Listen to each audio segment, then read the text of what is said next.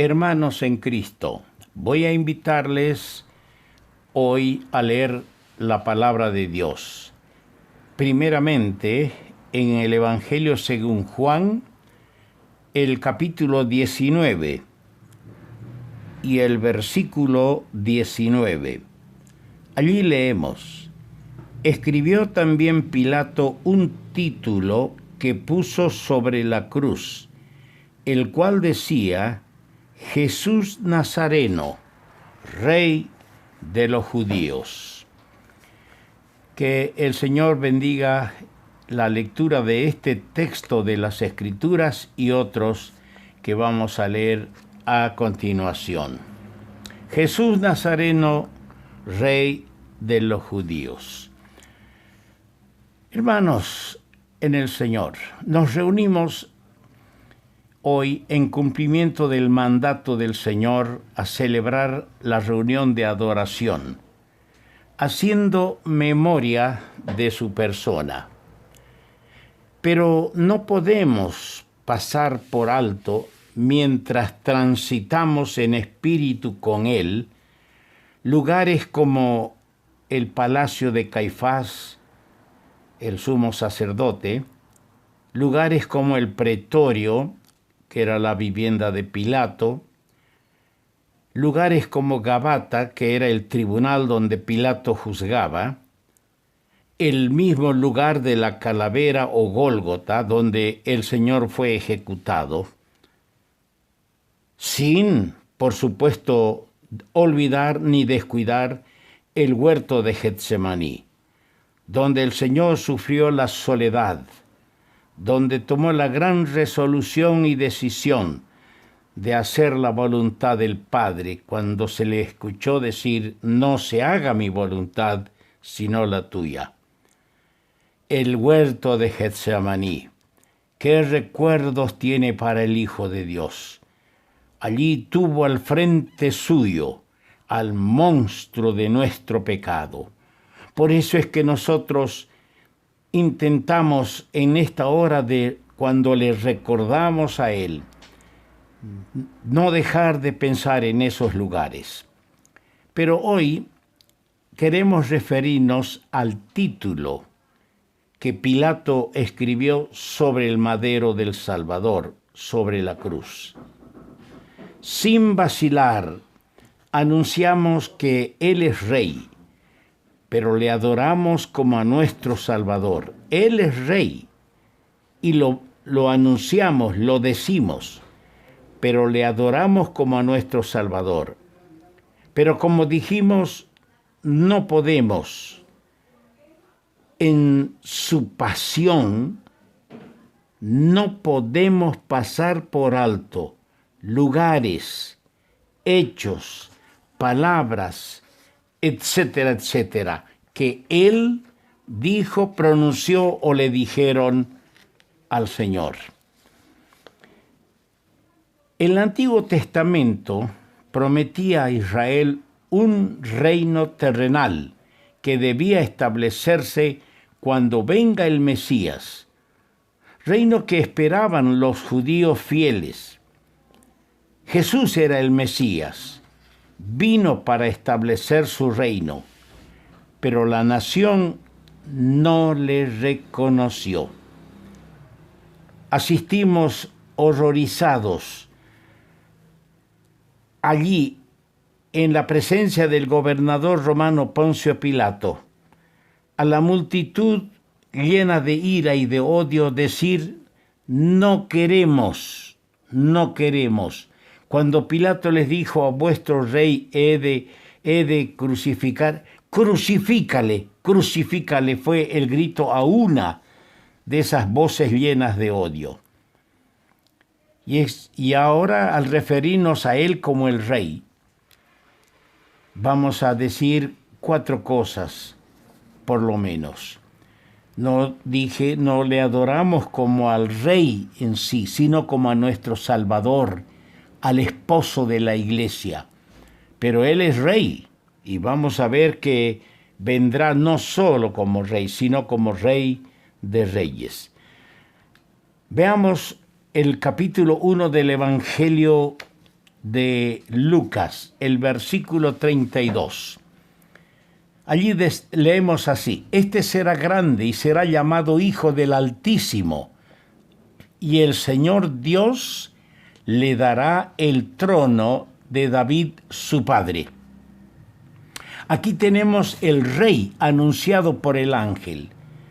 Es el ángel que anuncia a María la Virgen de que el que iba a nacer, el que se gestaba en su seno, iba a heredar el trono de la línea de David su padre.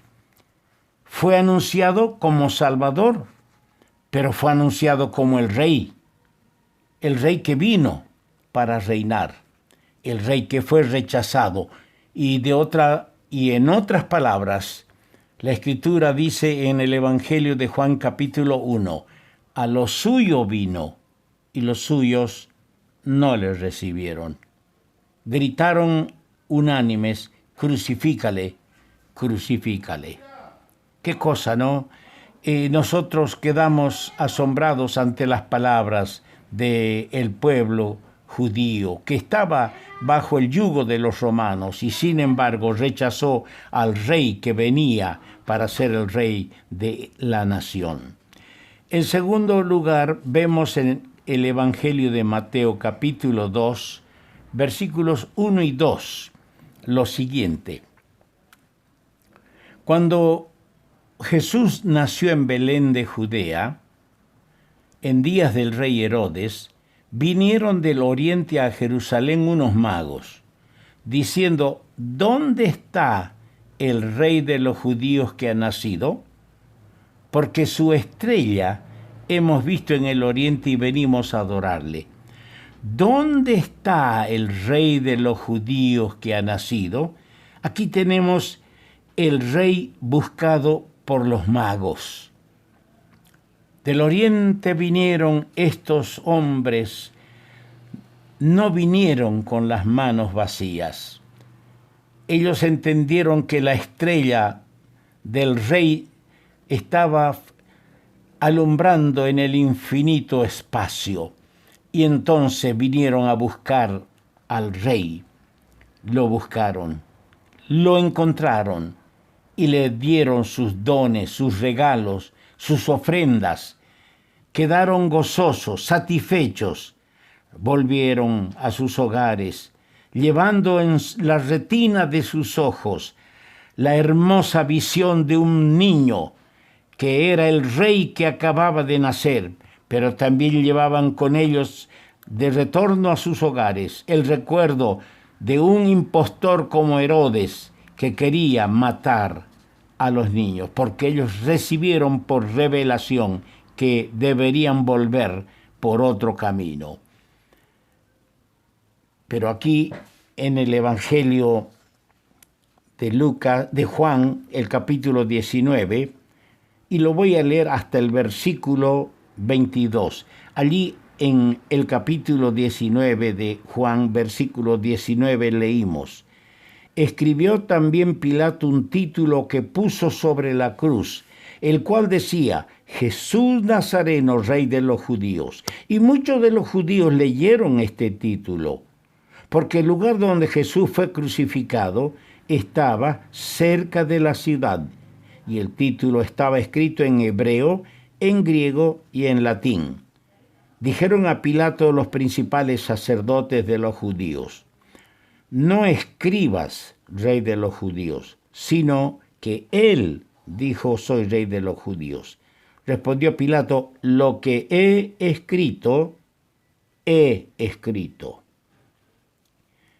Una firme resolución del hombre que lo condenó, del hombre que podía haber liberado al reo Jesús, porque él tenía en su conciencia, él percibía, la luz llegó a Pilato para entender que Cristo tenía un reino espiritual, y es por eso que puso allí lo que desagradaba a lo que les rechazaron. Puso allí: Jesús Nazareno, Rey de los Judíos. Él sabía de ese reino. Era un reino espiritual. Y ahí tenemos al Rey rechazado y clavado en un madero. Nosotros le miramos hoy.